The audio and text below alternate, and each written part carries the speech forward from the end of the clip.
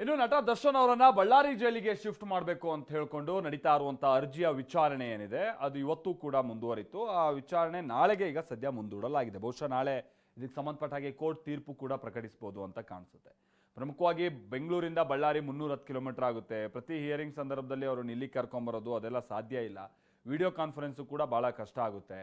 ನಾವು ಅವ್ರನ್ನ ರೆಗ್ಯುಲರ್ ಆಗಿ ಮೀಟ್ ಮಾಡ್ತಾ ಇರಬೇಕಾಗುತ್ತೆ. ನಾವು 300 ಕಿಲೋಮೀಟರ್ ಹೋಗೆಲ್ಲ ಮೀಟ್ ಮಾಡೋಕ್ಕಾಗಲ್ಲ ಅಂತ ವಕೀಲರು ಹೇಳ್ತಾರೆ. ಇನ್ನು ಸಿಗರೇಟ್ ಸೇದೋದಕ್ಕೆ ಜೈಲಿನ ಕಾಯ್ದೆಯಲ್ಲಿ ಅವಕಾಶ ಇದೆ ಅಂಥದ್ರಲ್ಲಿ ಅದನ್ನೇ ಮುಂದಿಟ್ಕೊಂಡು ಇವರು ಬಳ್ಳಾರಿಗೆ ಕಳಿಸಿ ಅನ್ನುವಂಥದ್ದೆಲ್ಲ ಎಷ್ಟು ಸರಿ ಅನ್ನುವಂಥ ಪ್ರಶ್ನೆಯನ್ನು ಮಾಡಿದ್ದಾರೆ.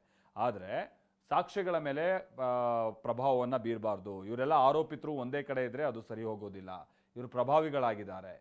ಅದರ ಜೊತೆಗೇ ಅದೇ ಜೈಲಿನ ಕಾಯ್ದೆಯಲ್ಲಿ ಬೇರೆ ಜೈಲಿಗೆ ಕಳಿಸೋದಕ್ಕೂ ಕೂಡ ಅವಕಾಶ ಇದೆ. ಅದನ್ನ ಯಾಕೆ ಇವರು ಒಪ್ತಾ ಇಲ್ಲ ಅಂತ ಹೇಳ್ಕೊಂಡು ಪ್ರಾಸಿಕ್ಯೂಷನ್ ಪರವಾಗಿ ಇವತ್ತು ವಕೀಲರುಗಳು ಪ್ರತಿವಾದವನ್ನು ಹೂಡಿದ್ದಾರೆ.